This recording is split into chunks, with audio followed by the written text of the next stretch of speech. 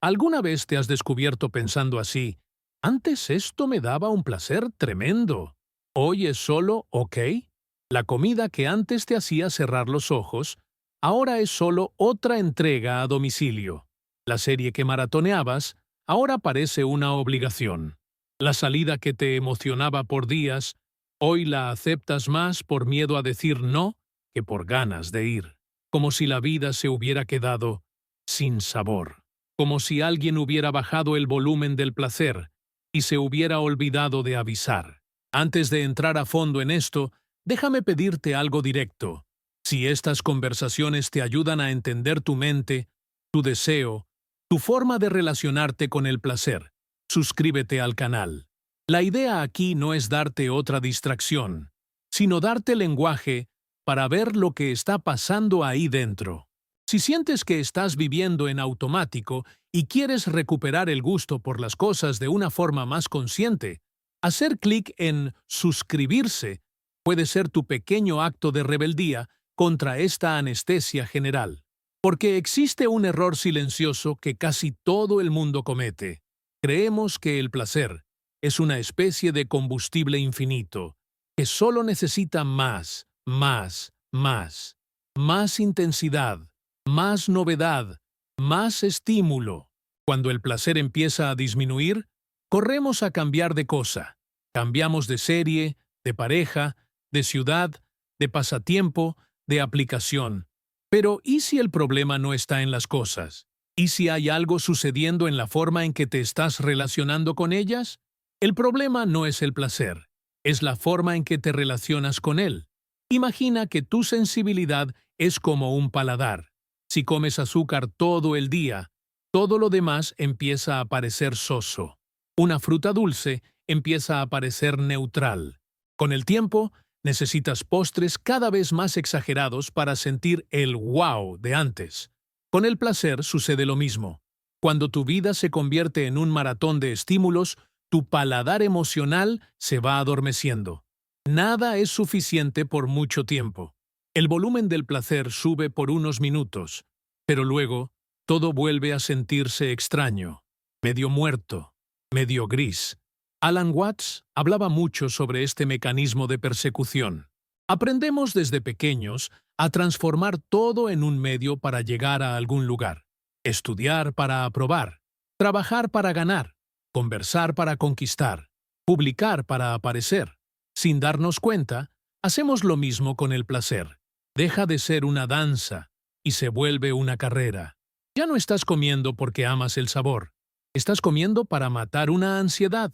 Ya no estás saliendo porque te gusta la compañía. Estás saliendo para no sentirte menos. El placer se vuelve medicina, no celebración. Y cuando el placer se vuelve medicina, sucede algo sutil, casi cruel.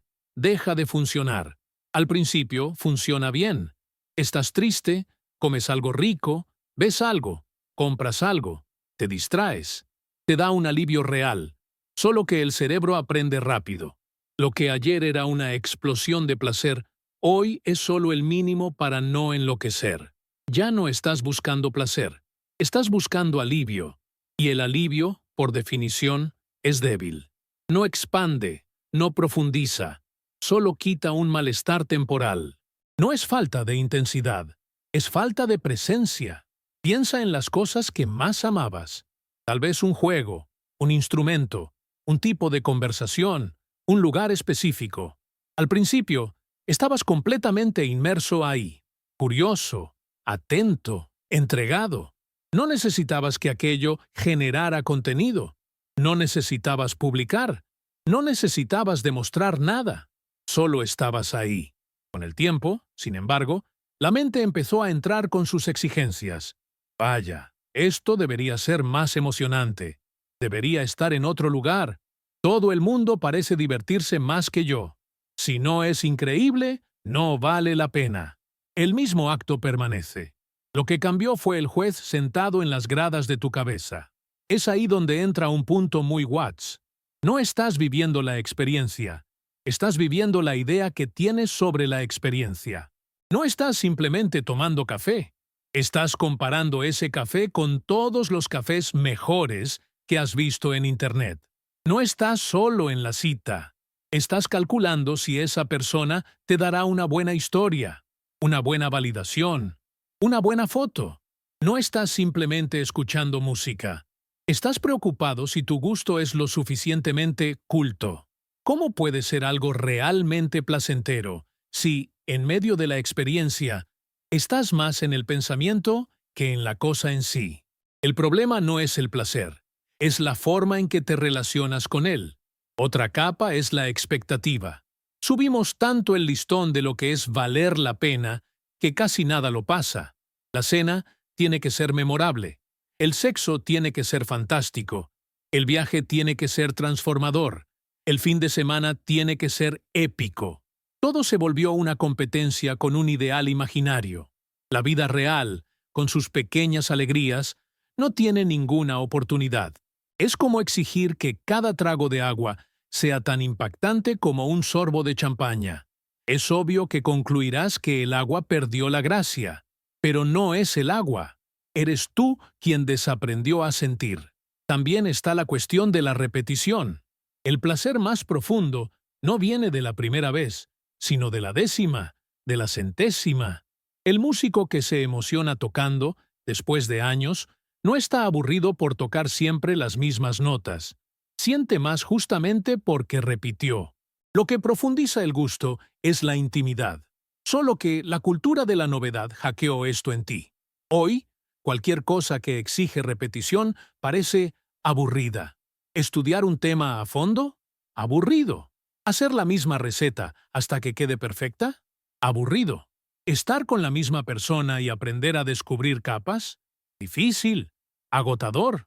Fuimos entrenados para cambiar, no para profundizar. Por eso tanta gente siente que nada da placer ya.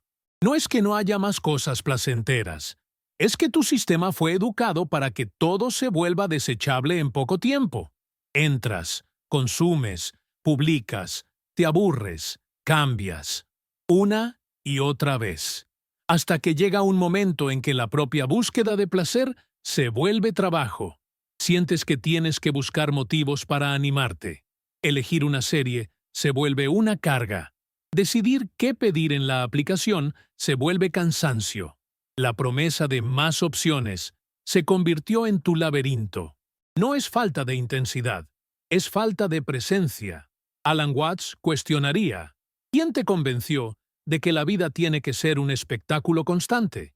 ¿Quién te dijo que el verdadero placer está siempre en la próxima cosa, no en la que está ahora delante de ti? Ese es el truco.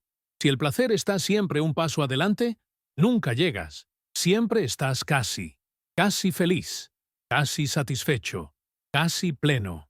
Es una caminadora. Corres, corres, corres.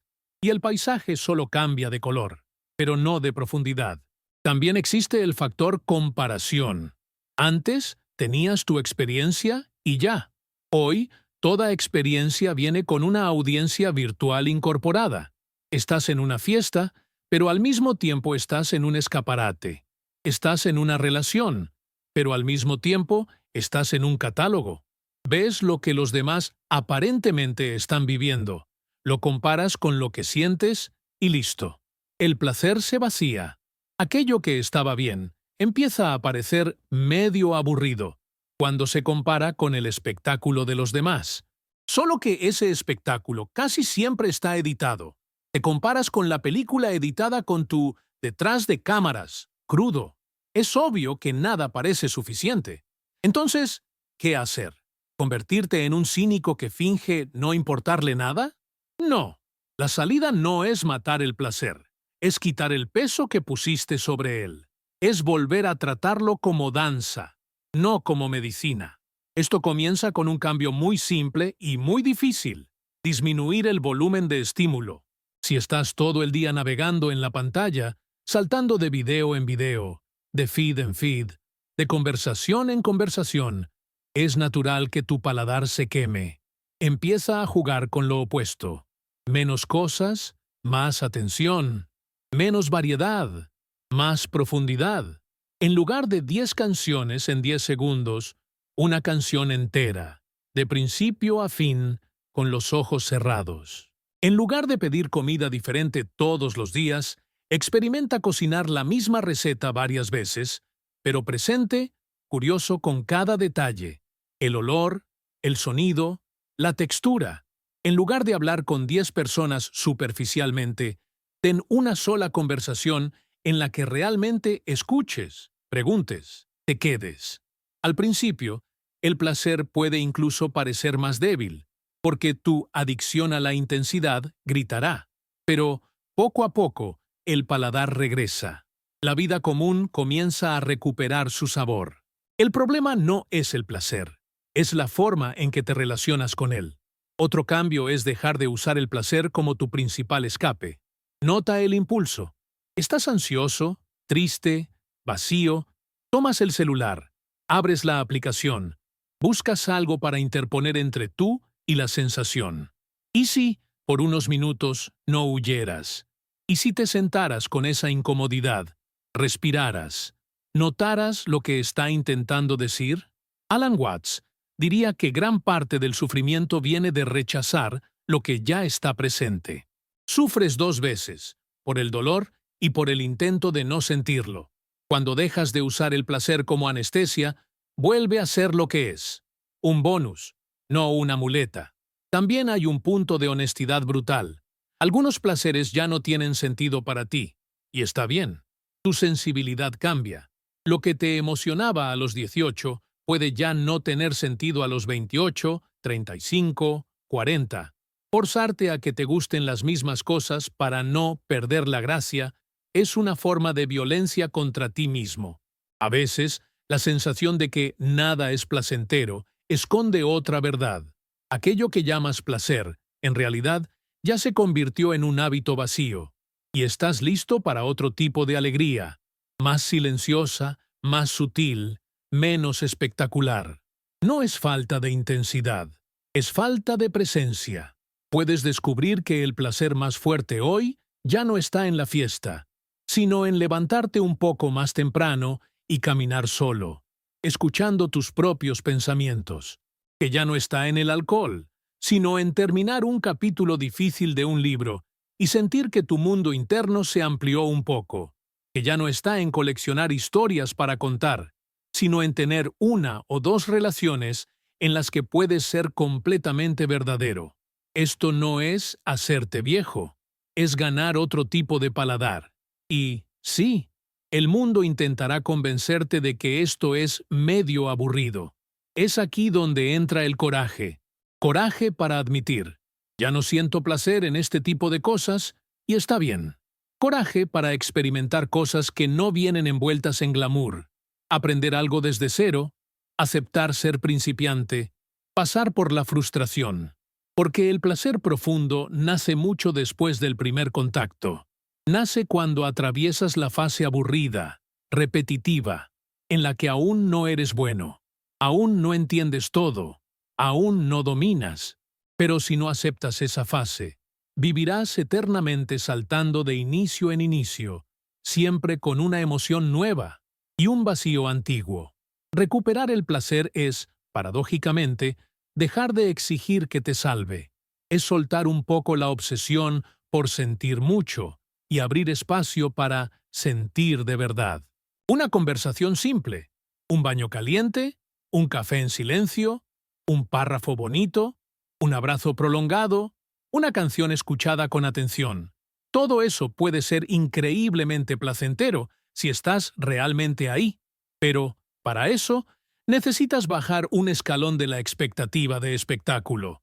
Y eso es casi un acto espiritual en un mundo adicto a la performance. Al final, la pregunta no es ¿por qué las cosas ya no son placenteras? Sino ¿qué hice con mi forma de sentir? Cuanto más exiges que la vida sea extraordinaria todo el tiempo, más insoportable se vuelve. Cuanto más tratas el placer como droga, menos funciona. Cuanto más corres tras el próximo pico, más pierdes la capacidad de asombrarte con lo que ya está aquí. El problema no es el placer, es la forma en que te relacionas con él. No es falta de intensidad, es falta de presencia. Tal vez el primer paso sea muy simple. Elegir una cosa común y hacer de ella tu entrenamiento de presencia. Todos los días, el mismo café, el mismo tramo de caminata, la misma música, el mismo ritual pequeño. No para caer en la monotonía inconsciente, sino para ver hasta dónde la atención puede profundizar algo aparentemente banal. Poco a poco, te darás cuenta de que el placer no estaba muerto. Solo estaba sepultado bajo capas de expectativa, comparación y huida. Si sientes que las cosas perdieron su brillo, no significa que la vida se acabó. Significa que es hora de cambiar la forma de mirar.